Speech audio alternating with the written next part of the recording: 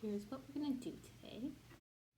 I'm gonna tell you about an artist named Jacob Lawrence and read you a book about him.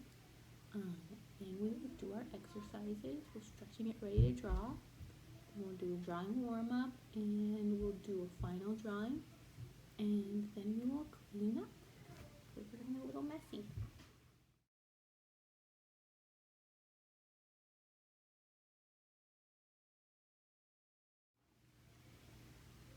Okay, we're gonna read this book, Jake Makes a World. I think it's backwards because of my camera. But it's about the artist Jacob Lawrence and how he was inspired by his neighborhood, Harlem, in New York City. And there was just so much like vibrancy and life going around him, and color, all the colors of his neighborhood, how they inspired him, and how he started making his art there in Harlem when he was only a kid. So let's read his story. Yeah. Jake Makes a World. Jacob Lawrence, a young artist in Harlem.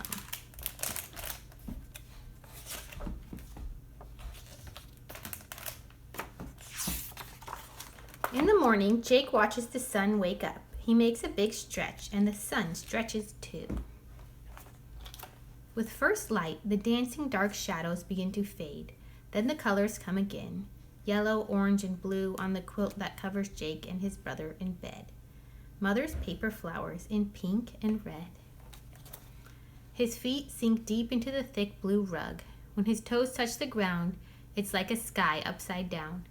When Jake moved to this new city, this New York, to this neighborhood called Harlem, to live with Mother again, these familiar things from his old home in Philadelphia greeted him like long-lost friends.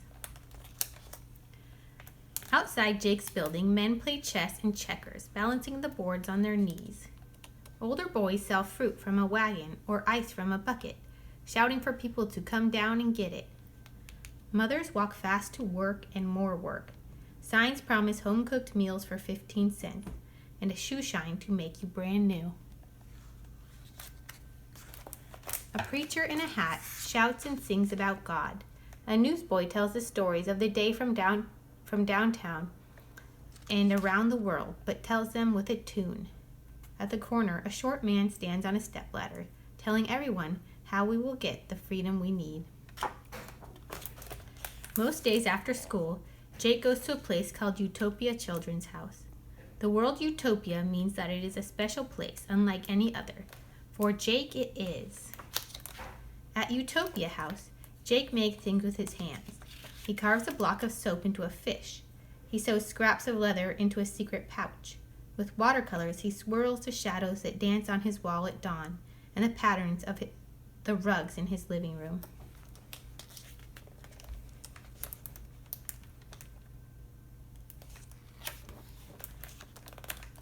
Jake takes a stick of charcoal and draws a pair of eyes to see everything the people on the street see. He draws one pair of ears to hear all the shouts and songs, one mouth to carry all their voices. All the faces Jake sees on the street become one face. Jake shows this new face to his teacher, who smiles and nods and says, "You should see this, a very old mask from Africa." Jake stares at the mask for a long while, and then he makes his own mask from brown paper bags and glue and paint. When he is done, the mask smiles at him. Next, Jake takes a shoebox, and in the box he tries to fit the whole street. Inside are cardboard chessmen, tiny boys folded from construction paper, and mothers walking fast to work, wearing dresses cut from magazines. He stacks matchboxes to make buildings and paves the street with sandpaper. Jake has made a world, a small piece of this place called Harlem. It is now his home. Jake's Harlem has all the shouts and songs and noises of the Harlem outside. But here they are not sounds, they are colors, they are shadows dancing, they are rhythms, they are light.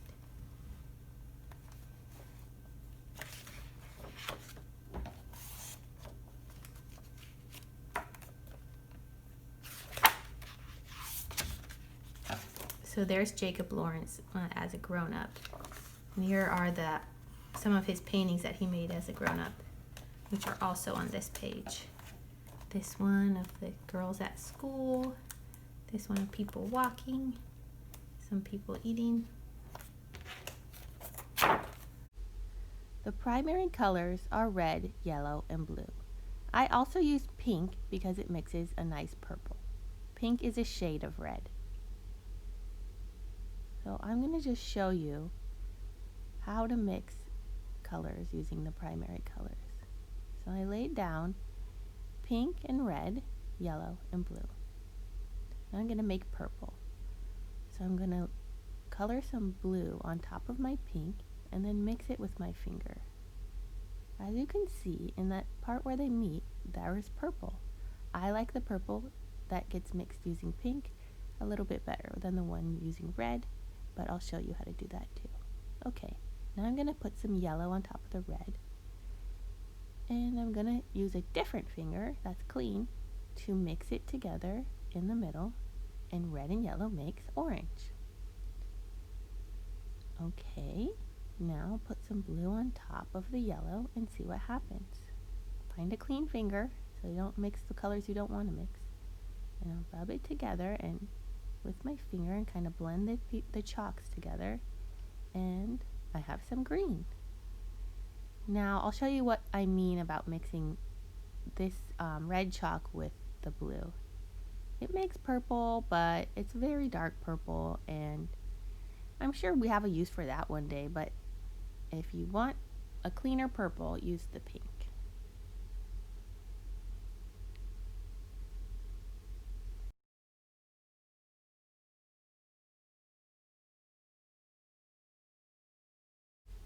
Okay, I'm going to show you what happens if I color all the primary colors, red, yellow, and blue, all in the same spot and mix them all together. All the colors are beautiful, but this color is not very bright. It's pretty gray, and unless you want your whole picture to be this grayish greenish color, try not to mix all three colors together. Try to just do two at a time.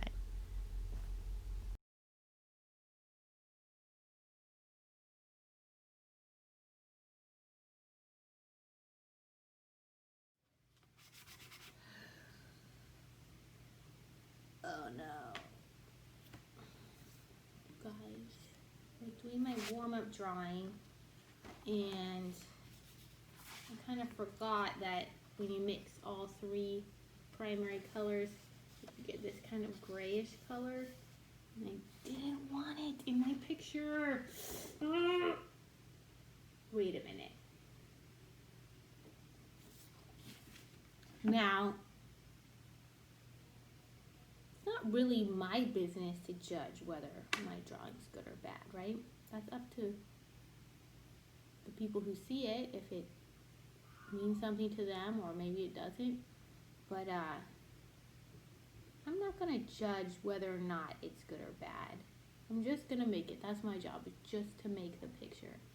Now, if something happened that I didn't mean to do and that I don't really like, first step is I'm gonna look at it and I'm gonna see what it has to teach me. Okay, well, I see some good things that I do like. I like how I made this green over here. I really like this part.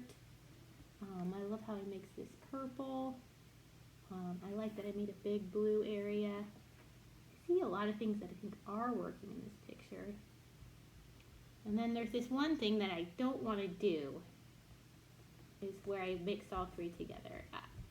I don't really want that in this picture, but it's teaching me that what not to do if I don't want that color, and if maybe one day I do want to make that color, and now I know how to make it. I might need that color one time in my picture. So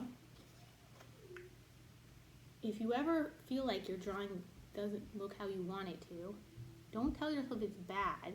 Just stop, take a minute and look at it and let it tell you what it wants to tell you, and then you have to decide, do I want to start over or do I want to try to fix it? Do I want to keep going? I'm going to keep going. I'm going to choose to keep going. I'll be right back. Oh, I'm so glad I kept going. So you know what I remembered? I remembered that if I use the end of the pastel, I can make a really strong color. So I just made a really strong red over that piece I didn't like, and it gave me an idea. It gave me an idea to make strong colors all over the picture. And now I really like it. It makes me happy. So remember, if you ever get stuck, stop, learn from your picture, and then you can decide if you want to keep going or if you want to start over. Okay, now for our stretches. Reach your arms up and back. Now your shoulders up to your ears. And let them drop back down. Again. Now hold those 2 lemons in your hands. Make claws like this. Squeeze the lemons. And let them drop. Good hand. Massage the back of your hand like that. Okay, now our eyes. Put your hands together. Great. Put one hand. Put your palm underneath and your other palm over and just look into the darkness and see those lights and just stare at them until it fades to black.